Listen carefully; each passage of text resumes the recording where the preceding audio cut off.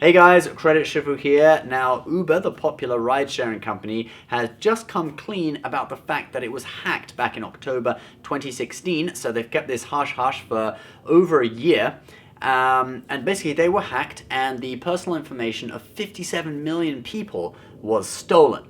50 million riders and 7 million drivers. Now for riders, they've stolen names, email addresses, phone numbers, physical addresses, and also to some extent, I believe, ride history, according to Uber. And for drivers, they've stolen similar information for 7 million drivers, plus the driving license numbers of about 600,000 drivers. Now, Uber says that social security numbers and credit card information were not taken. So if you believe them, then that's pretty lucky, but I would still be a little bit vigilant. Just monitor for any suspicious purchases on your credit card accounts from Uber. Now, what's crazy about this is that the hackers that hacked Uber back in 2016, they used it to sort of blackmail the company, and Uber actually paid them off $100,000 to delete the data and keep quiet about it. Now, who really knows whether they've deleted the data? I mean, they're hackers, they can't be trusted anyway, they're hacking into places, so who's to say that they're actually deleting it, you know? But apparently, you know, Uber says that they have proof that they deleted it, so we can kind of give them the benefit of the doubt. So apparently they deleted the data, but to be honest, it should have really been reported to the authorities so that they could investigate and perhaps even catch these people and bring them to justice.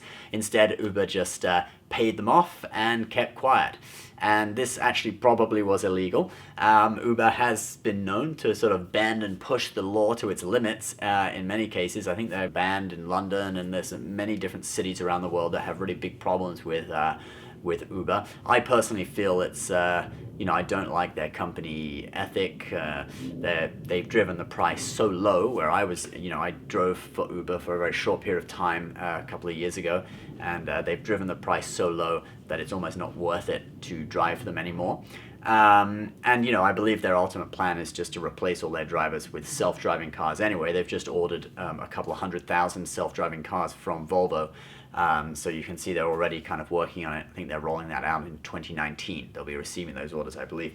Anyway, so the new CEO of Uber kind of inherited this mess from the previous CEO. To be fair to Uber, they have kind of made some cool changes. When the new CEO came in, he's an Iranian-born American guy. I find it hard to pronounce his name, so I'm not going to say it here, but anyway, it's this guy.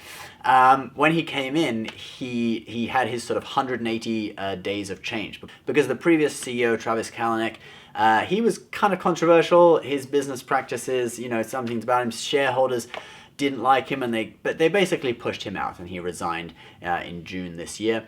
And so when the new CEO came in, he enacted this 180 days of change. He brought in a lot of new features like tipping in the app, which I think is great. I now always use the app to tip because I felt the great thing about Uber was you didn't have to carry cash, but the price is so low that you have to tip. I mean, otherwise these guys, you know, these drivers really are not making much.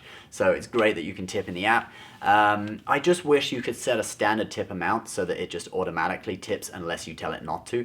And that would be cool, because that would mean then once you get out of the car, or, you know, at the end of your ride, you don't need to touch your phone at all. It'll just automatically tip, say 15%, and you know, only if there's a problem do you turn on your phone and be like, okay, don't tip, this guy was terrible, okay?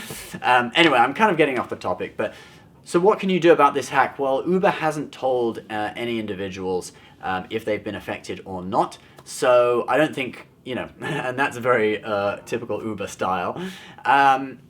Basically, I would say just watch your account, perhaps change your Uber password would be a good idea just in case, although they haven't said that the hackers got passwords, but just in case, you know, it's never, it's always a good security precaution to change passwords to things, and remain vigilant. Uber have said that they are watching accounts for fraudulent activities, so they'll probably be able to detect something if anything happens. You can also monitor your credit card accounts, and obviously if there are any fraudulent charges, you will be able to dispute them as well, as long as you're using a credit card for Uber, not a debit card. So guys, what do you think about all this? Leave your comments below. Please subscribe if you're new. Give this video a like.